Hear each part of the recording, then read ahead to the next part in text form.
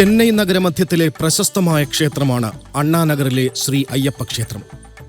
ചെന്നൈയിലെ മലയാളികളടക്കമുള്ള ഭക്തജനങ്ങളുടെ പുണ്യസ്ഥാനം.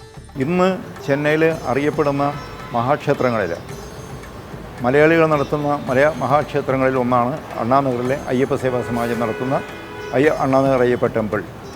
1974 കുറേ ഭക്തന്മാർ കൂടി ഇവിടെ അടുത്ത് ശാന്തി കോളനി എന്ന് പറയുന്ന അണ്ണാനഗറിലെ ഒരു മുഖ്യമായിട്ടുള്ള സ്ഥലമാണ്. അവിടെ വിളക്ക് പൂജ എന്ന തരത്തിൽ ആരംഭിച്ചിരിക്കുന്ന ഒരു പരിപാടി ഉണ്ടായിരുന്നു.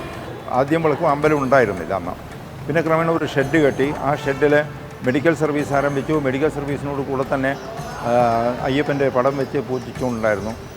പിന്നെ അങ്ങനെ ക്രമേണ നമ്മളത് ഹൗസിംഗ് ബോർഡിൽ നിന്നും ഇപ്പോഴുള്ള ഈ സ്ഥലം അയ്യപ്പ സേവാ സമാജം വിലക്ക് വാങ്ങിക്കുകയും അവിടെ ഇതുമാതിരിയുള്ളൊരു അമ്പലം ഉണ്ടാക്കുകയും ചെയ്തു.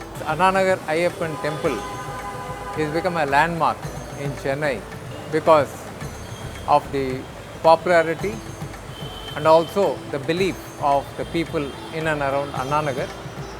It started off like that, and then all over Chennai, and why even outside the state also people do come here and visit this. Every year the number of devotees are increasing.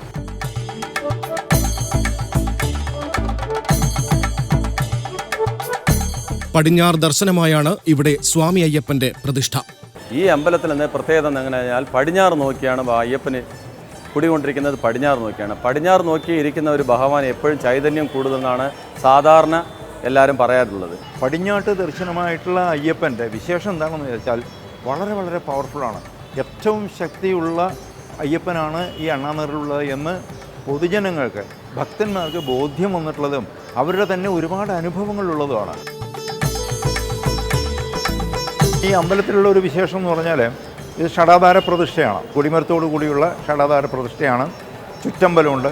ഇവിടെ അധികം മലയാളികൾ നടത്തുന്ന അമ്പലങ്ങൾക്കൊന്നും ചുറ്റമ്പലം ഉണ്ടാവില്ല. ശ്രീകോവിൽ അയ്യപ്പൻ്റെയാണ്. അയ്യപ്പൻ്റെ നേരെ എതിർവശത്തായിട്ട് കന്നിമൂലക്ക് മഹാഗണപതിയുണ്ട്. ഗണപതിയുടെ തൊട്ടടുത്തായിട്ട് മുരുകനുണ്ട്. മുരുകൻ്റെ തൊട്ടടുത്തായിട്ട് ദുർഗ പ്രതിഷ്ഠയുണ്ട്. ഇത് മൂന്നും ഈ ചുറ്റമ്പലത്തിനകത്താണുള്ളത്. ചുറ്റമ്പലത്തിന് വെളിയിലായിട്ട് നവഗ്രഹങ്ങളുണ്ട്. നവഗ്രഹങ്ങളുടെ പ്രതിഷ്ഠയുടെ നേരെ ഓപ്പോസിറ്റിലായിട്ട് ഹനുമാൻ്റെ പ്രതിഷ്ഠയുണ്ട്. ഹനുമാൻ്റെ പിന്നിലാണ് നാഗപ്രതിഷ്ഠ. നാഗപ്രതിഷ്ഠയുടെ പ്രത്യേകം പറയേണ്ട കാര്യം എന്താണെന്ന് വെച്ചാൽ ഈ എല്ലാ ഞായറാഴ്ചയും അതേപോലെ എല്ലാ ആയില്യം നക്ഷത്രത്തിനും നാഗപ്രതിഷ്ഠയുടെ അവിടെ നാഗപൂജ ഉണ്ടാകും. 9 നാൾ നീണ്ടു നിൽക്കുന്നതാണ് അണ്ണാനഗർ ശ്രീ അയ്യപ്പ ക്ഷേത്രത്തിലെ ഉത്സവം. ഡിസംബർ 9 മുതൽ 17 വരെ എപ്പോഴും ആനുവൽ ഉത്സവം നടക്കും. അതിനോടനുബന്ധിച്ചുള്ള കലാപരിപാടികളുണ്ടാകും. അയ്യപ്പ സേവാ സമാജത്തിൻ്റെ പ്രത്യേകിച്ച് സീസണിൽ ഒരുപാട് കലാപരിപാടികളുണ്ടാകും. ഈ കലാപരിപാടികളെല്ലാം നടക്കുന്നത് വൈകുന്നേരങ്ങളിലാണ്. അതിൽ പ്രഗത്ഭന്മാരായിട്ടുള്ള പാട്ടുകൾ എല്ലാ വർഷവും യേശുദാസിൻ്റെ പ്രോഗ്രാം ഉണ്ടാകും. ജനുവരി 1-ാം തീയതി വീരമണി രാജുവിൻ്റെ പരിപാടിയായിരിക്കും.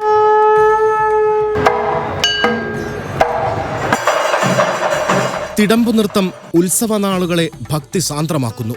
ഈ തിടമ്പ് നൃത്തം എന്ന് പറയുന്നത് വടക്കേ മലബാറിൽ മാത്രം കണ്ടുവരുന്ന ഒരു സംഭവമാണ്. അതായത് ഈ തിടമ്പ് എന്ന് വെച്ചാൽ അയ്യപ്പൻ്റെ വിഗ്രഹത്തിനെ എടുത്ത് തലയിൽ വെച്ചുകൊണ്ട് പ്രത്യേക ഒരു താളത്തിനനുസരിച്ച് ചെയ്യുന്നതാണ് തിടമ്പ് നൃത്തം എന്ന് പറയുന്നത്. കൂടുതലും വടക്കേ മലബാറിലാണ് കാണുന്നത്. കർണാടകയിൽ നിന്ന് വന്നതാണെന്ന് പറയപ്പെടുന്നു. ക്ഷേത്രത്തിൽ ഏറെ അകലെയല്ലാതെയുള്ള അയ്യപ്പ പൂങ്കാവനത്തിലാണ് ഭഗവാന്റെ ആറാട്ട്. ആറാട്ട് ഘോഷയാത്ര ക്ഷേത്രസന്നിധിയിൽ മടങ്ങിയെത്തുന്നതോടെ ഉത്സവം കൊടിയിറങ്ങും.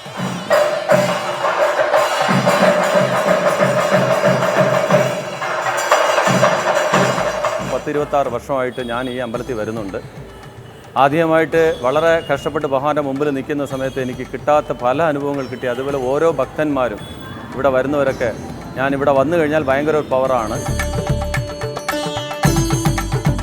മണ്ഡലകാലങ്ങളിൽ ക്ഷേത്രമുറ്റം എപ്പോഴും ശരണം വിളികളാൽ മുഖരിതമാകും. കെട്ടുനിറയ്ക്കാൻ ധാരാളം ഭക്തർ ഇവിടേക്കെത്തുന്നു. ഇവിടത്തെ മഹാ അന്നദാനവും പ്രശസ്തം തന്നെ. മണ്ഡലപൂജ അവസാനിക്കുന്ന സമയത്ത് ലക്ഷാർച്ചനയുണ്ടാകും. പിന്നെ ജനുവരി 14-ാം തീയതി വീണ്ടും മറജ്യോതിയുടെ സമയത്ത് ലക്ഷാർച്ചനയുണ്ടാകും. 4 വർഷത്തിലൊരിക്കൽ കോടി അർച്ചന നടക്കും. ഇവിടെ 1 കോടി പ്രാവശ്യമുള്ള അർച്ചനയാണ്. അത് നവംബർ 17 മുതൽ ഡിസംബർ 26-ാം തീയതി വരെയുള്ള കാലഘട്ടത്തിലാണ് നടക്കുക. Most interesting part of this Mandala Magaravillukku season is our Maha Annadanam, which is very popular. Every year we have this for 60 days. It starts on Kartikeya 1st and ends on the Magara Jyoti day. We offer food to close to about 300 to 300 people in the morning session for the breakfast, and same up to 400 people for lunch.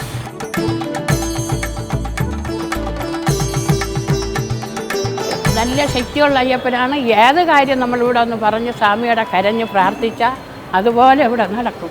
ഭയങ്കര ശക്തിയാണ്. നമുക്ക് ഒരിക്കലും പറയാൻ പറ്റില്ല ഇത്ര ശക്തിയുള്ള ഒരു അയ്യപ്പനെ എവിടെയില്ല. ചെന്നൈയിലുള്ള എല്ലാ മലയാളികളും ഇവിടെ വരണുണ്ട്. എല്ലാ മതക്കാരും വന്ന് സ്വാമിയെ തൊഴുതിട്ട് പോകണം. ഇരുമുടി കെട്ടുന്നതും എല്ലാം. ശ്രീ അയ്യപ്പ സേവാ സമാജത്തിന്റെ മികച്ച നേതൃത്വമാണ് അണ്ണാനഗർ ശ്രീ അയ്യപ്പ ക്ഷേത്രത്തിന്റെ പ്രശസ്തിക്ക് പിന്നിൽ. അണ്ണാനഗർ അയ്യപ്പ ചാരിറ്റബിൾ ട്രസ്റ്റ് എന്ന് പറയുന്ന ഒരു ചാരിറ്റബിൾ ട്രസ്റ്റ് ഉണ്ട്. അതുവഴിയായിട്ട് മെഡിക്കൽ സർവീസ് ചെയ്യുന്നുണ്ട്, എഡ്യൂക്കേഷൻ സർവീസ് കൊടുക്കുന്നുണ്ട്, അന്നദാനം നടക്കുന്നുണ്ട്. ഞങ്ങൾ ഏറ്റവും വലിയൊരു ഫുൾ ഫ്ലഡ്ജ്ഡ് ലാബുണ്ട്, മെഡിക്കൽ ക്യാമ്പ് നടക്കുന്നുണ്ട്. എല്ലാം ഫ്രീ ആണ്, മെഡിക്കൽ സർവീസൊക്കെ ഫ്രീ ആണ്. ലാബിന് തന്നെ ഞങ്ങൾ വളരെ തുച്ഛമായിട്ടുള്ള ചാർജ് മാത്രമേ വാങ്ങിക്കുന്നുള്ളൂ. നിത്യപൂജകൾക്കും വഴിപാടുകൾക്കുമായി മലയാളികൾ ഉൾപ്പെടെ ധാരാളം ഭക്തജനങ്ങൾ അണ്ണാനഗറിലെ ശ്രീ അയ്യപ്പ ക്ഷേത്രത്തിലേക്ക് എത്തുന്നു. സീസണിൽ ആദ്യത്തെ ദിവസം 4 മണിക്ക് നട തുറക്കും. അത് കഴിഞ്ഞുള്ള എല്ലാ ദിവസങ്ങളിലും രാവിലെ 4:30 മണിക്ക് നട തുറക്കും. നട തുറന്ന ഉടനെ തന്നെ ഗണപതി ഹോമം, അഭിഷേകം, എല്ലാ സന്നിധിയിലും അഭിഷേകം ഉണ്ടാകും. അത് സീസണിലാണ്. അല്ലാത്ത സമയത്ത് ദിവസവും 5 മണിക്കാണ് നട തുറക്കുന്നത്. ഉച്ചപൂജ കഴിയുന്നത് 10:30 മണിക്കാണ്. 11 മണിക്ക് നടയടക്കും. വീണ്ടും വൈകുന്നേരം 4:45 നട തുറക്കും. ചിലപ്പോൾ പുഷ്പാഭിഷേകം ഉണ്ടാവും. അത് കഴിഞ്ഞ് കർപ്പൂരാഴി ഉണ്ടാവും. രാത്രി 8:30 മണിക്കാണ് അത്താഴ പൂജ ചെയ്യുന്നത്. 8:50 ഹരിവരാസനം പാടി 9 മണിക്ക് നടയടക്കും. ഗണപതി ഹോമമുണ്ട്, മൃത്യുഞ്ജയ ഹോമമുണ്ട്. 11 ഐറ്റമുള്ള ഇതാണ് സ്പെഷ്യൽ അഭിഷേകം എന്ന് പറയുന്നത്. മറ്റ് ദിവസങ്ങളിലൊക്കെ 5 ഐറ്റത്തുള്ള അഭിഷേകമായിരിക്കും. മറ്റ് ഈ സീസണിലൊക്കെ അല്ലെങ്കിൽ ആരെങ്കിലും ബുക്ക് ചെയ്യുകയാണെന്നുണ്ടെങ്കിൽ സ്പെഷ്യൽ അഭിഷേകം ഉണ്ടാകും. അതിന് 11 ഐറ്റമുള്ള അഭിഷേകമാണ്. പിന്നെ ഗണപതി ഹോമത്തിൽ തന്നെയും മഹാഗണപതി ഹോമം എന്ന് പറഞ്ഞൊരെണ്ണമുണ്ട്.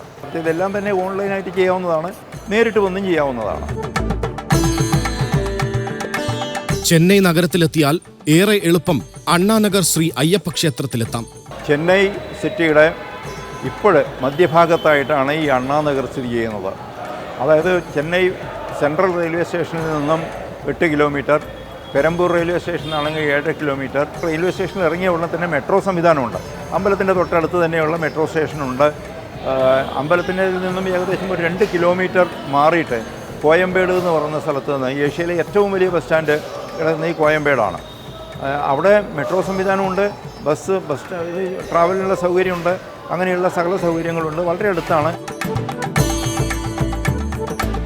മനമുരുകി പ്രാർത്ഥിച്ചാൽ അഭീഷ്ടകാര്യങ്ങൾ സാധിക്കുമെന്ന ഭക്തരുടെ അനുഭവ സാക്ഷ്യം തന്നെയാണ് ചെന്നൈ അണ്ണാനഗർ ശ്രീ അയ്യപ്പ ക്ഷേത്രത്തെ നാൾക്കുനാൾ ഏറെ പ്രശസ്തിയിലേക്ക് ഉയർത്തുന്നത്. 5 വയസ്സ് തൊട്ട് ഞാൻ ഈ ക്ഷേത്രത്തിലോട്ട് വരികയാണ്. ഭയങ്കര വിശേഷമായിട്ടുള്ള ക്ഷേത്രമാണ്. പിന്നെ മലയാളികൾക്കായിട്ട് ആദ്യമായിട്ട് ഇവിടെ അണ്ണാനഗറിൽ സ്പെഷ്യലായി ഒരു കോവിൽ അയ്യപ്പ ക്ഷേത്രമാണിത്. ഇവിടുത്തെ അയ്യപ്പൻ ഭയങ്കര ശക്തിയാണ്. ഞങ്ങൾക്ക് അത് വിശ്വാസമാണ്. ഇവിടെ വിചാരിച്ച് ഇവിടെ നടയിൽ തൊഴുത എന്ത് കാര്യവും നടക്കും. മലയാളിയിൽ മാത്രമല്ല, എല്ലാ തെലുങ്ക്, തമിഴ് എല്ലാ ആൾക്കാരും, കന്നഡം എല്ലാ ആൾക്കാരും ഇവിടെ വരാറുണ്ട്. All these grow to prove how Ayyappa is so powerful to people. The faith grows on and on. How efficacious it is to have the faith of Lord Ayyappa.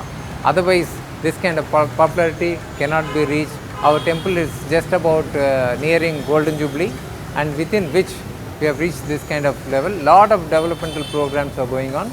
Swami Sharanam.